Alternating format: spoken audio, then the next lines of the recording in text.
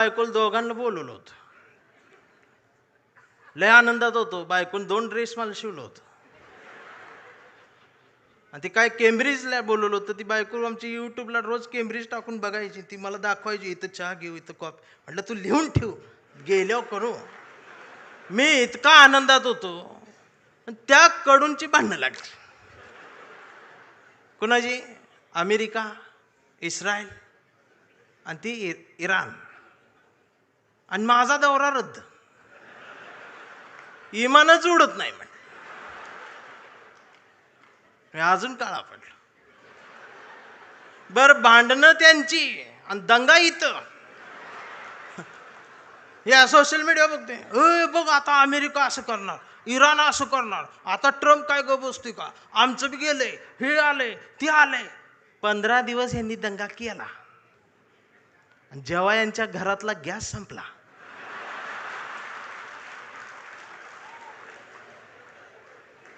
त्यावेळेला बीकॉम झालेली बायको पहिल्यांदाच चुलीजवळ आली. तिला काय चूल पेटना. मैंने यूट्यूबवर चूल बघितली.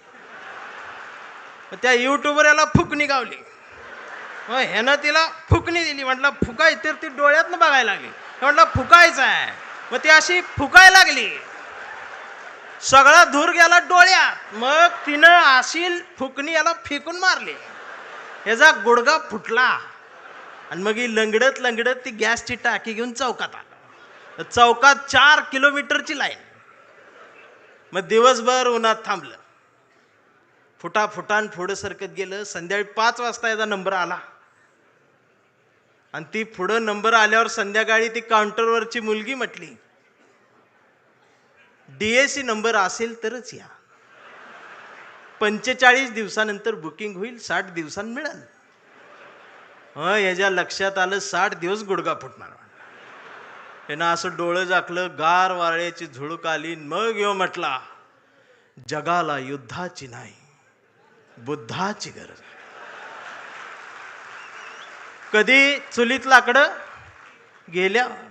अहो आमचं उपमुख्यमंत्री शिंदे साहेब सुद्धा टीव्हीवर पहिल्यांदाच नाव घेतलं. कधीच नाव घेतलं नव्हतं बुद्धाचं. ते सुद्धा पत्रकार परिषदेत म्हटले, जगाला युद्धाची नाही, बुद्धाची. बायकोन मला बघितलं, म्हणलं लोक हे काय म्हणतात. मी बघितलं तर ते खरंच म्हणत होते बुद्धाची गरज आहे. मग मी डोकसं खाजवत म्हटलं, ह्यांच्या बी घरातला गॅस संपलेला आहे म्हणलं.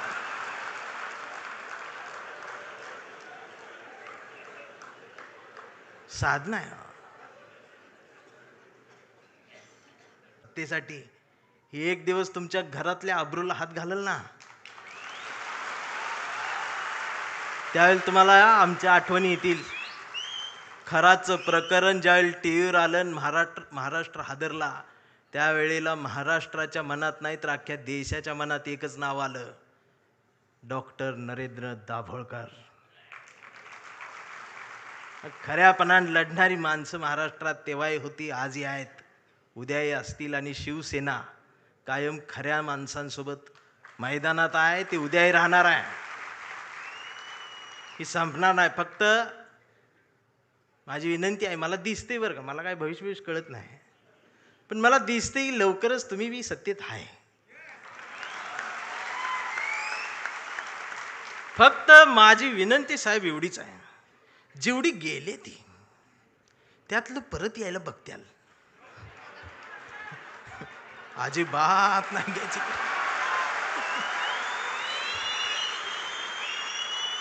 पाया पडतेली येऊन. त्यांचं दुःख आहे हो, त्यांना तुम्ही शिव्या देऊ नका. मला माहित आहे,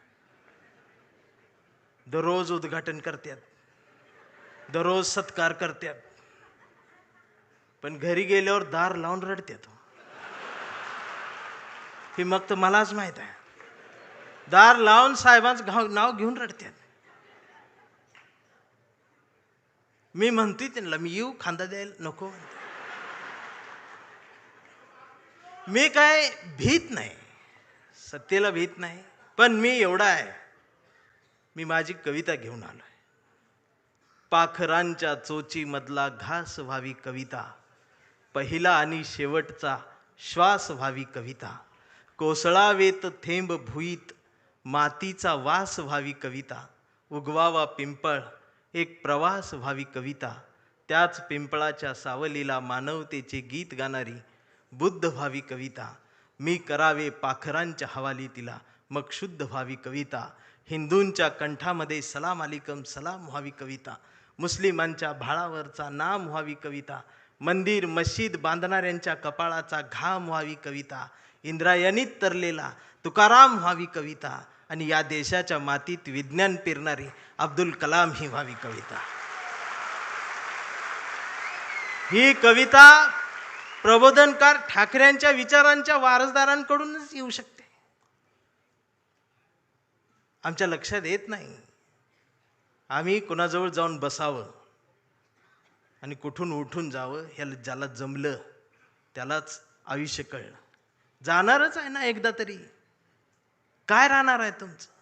अख्ख्या महाराष्ट्राच्या मनावर राज्य करणारा, हृदयाच्या कप्प्यात बंद झालेला आमचा अजितदादासारखा नेता अचानक गेलाच ना. काय नेलं सोबत? आणि दादा गेल्या दिवशी दुसऱ्या दिवशी कुटुंब शपथा घेत होतं पण मंत्रिपदाच्या. हा विनोद नाही, हा विनोद नाही, ही वेदना आहे, पर्याय नाही. काय राहते आमचं?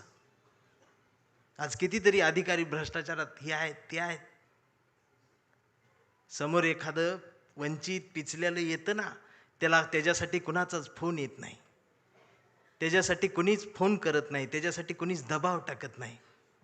जर अधिकाऱ्यांनो तुम्ही फक्त त्याला बसवून पाणी प्यायला दिलं आणि कुणाचाच फोन न येतात जर त्याचं काम केलं ना, तर संध्याकाळी स्वाभिमानाची झोप लागते. याचा विसर पडला म्हणून बाळासाहेब ठाकरेंना कुंचला सोडून हे बोट उचलावं लागलं. प्रत्येक काळात बाळासाहेब कुठे येणार आहेत? त्यांचे विचार आहेत, आम्हाला ते घ्यायचं आहे. 40-50 वर्षापूर्वीचा जो शिवसैनिकाचा दरारा होता ना, तो दरारा पाहिजे मला परत मुंबईत आल्यावर. आवाज पाहिजे, त्याची नजर पाहिजे.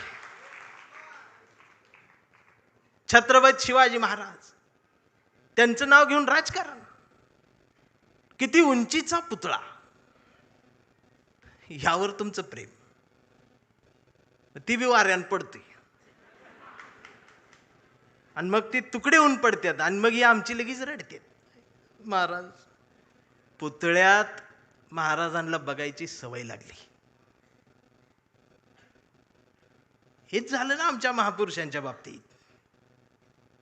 अगदी 4-5 वर्षाસુધી महाराष्ट्रात सकाळ आली, शुभ शिव सकाळ, भगवा झेंडा आला असा. मी डोकसं खाजवत म्हटले, ही सकाळ कुठनं आली? म्हणजे आता महाराज येणार, उठा, आपली सकाळ झाली. मी कुणाला तरी चिडवण्यासाठी होती. मग दुसऱ्यानं बघितलं, ते म्हटलं त्यांची झाली, आपली कधी? हे म्हटलं कर आपली. मग निळा झेंडा, शुभ भीम सकाळ, 11 वाजता. शिव सकाळ, भीम सकाळ, शिव सकाळ, भीम सकाळ. मग तिसरा एक जागा झाला, म्हटलं आमची घ्या, पिवळा झेंडा, शुभ लहू सकाळ. या सकाळ आल्या कारण महापुरुषांच्या पुतळ्याजवळ मेंढरांची गर्दी वाढली. ही पुतळ्याजवळ वाढलेली मेंढरांची गर्दी जोपर्यंत पुस्तकांजवळ, विचारांजवळ येणार नाही, तोपर्यंत ह्यांना काय कळणार आहे? रात्रीचे 1:30 वाजता आमदार शिव्या देते फोन करून त्या प्रकाशकाला. मी ऐकली, ती ऐकली. 8 मिनिटात 36 शिव्या आहेत.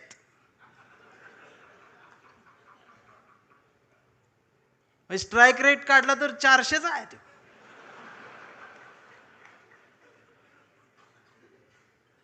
मला त्याचं वाईट नाही वाटलं, पण त्यांच्या घरी त्यांच्या मिसेस आहेत, आई आहे, मुलगी आहे, ही नीट बोलत असेल. आणि बाळासाहेब असते तर मातोश्रीवर बोलवून 400च्या स्ट्राईक रेटनं. बाळासाहेब नसले काय झालं? तुमच्या मनगटात तो विचार आहे ना, तो स्वाभिमान जिवंतच ठेवा. एक गरज आहे. आणि खरं सांगू आदित्य दादा, गावगाड्यावर, शहराच्या चौकात, झोपड्यांमध्ये एक हुंदका आहे, एक हंबरडा आहे, जो राम कृष्ण हरी माऊली म्हणत एखाद्या नव्या ठाकरेची वाट बघत बसलाय.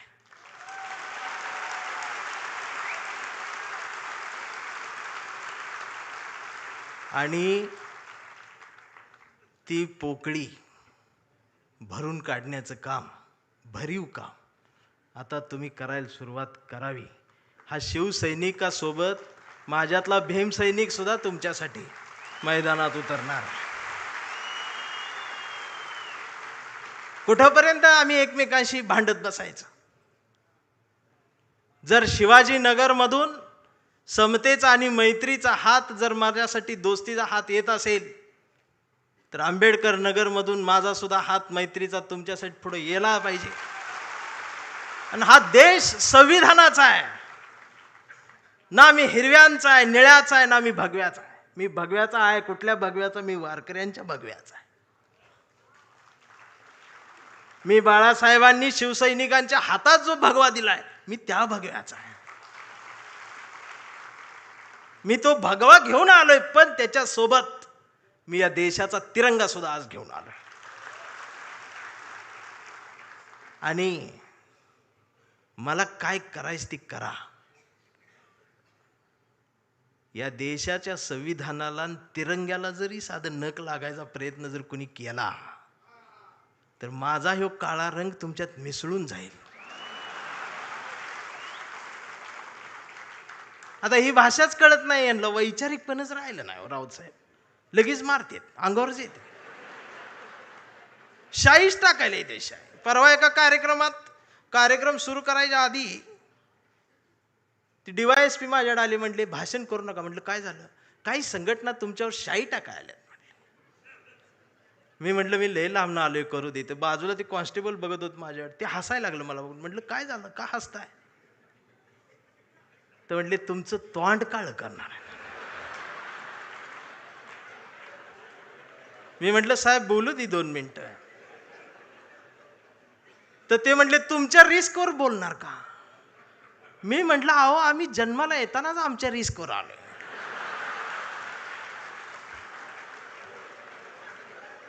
मी भाषणाची सुरुवात केली, म्हटलं जे कोणी शाई टाका आलेत त्यांना विनंती एवढी आहे, म्हटलं तुम्ही चुना आणा, अजून काय काळ करणार. हे जी घसरण झाली आमच्या शहाणपणाची, मी या मराठी मातीचा सांगावा घेऊन आलोय तुमच्यासाठी की तुमची गरज महाराष्ट्राला आहे. आणि महाराष्ट्र फक्त तुमचा आहे. मी आता जास्त वेळ घेणार नाही, कारण आता डरकाळ्या ऐकायच्या आहेत. मी कविता घेऊन थांबणार आहे, ज्या कवितेसाठी मला साहेबांनी बोलवले.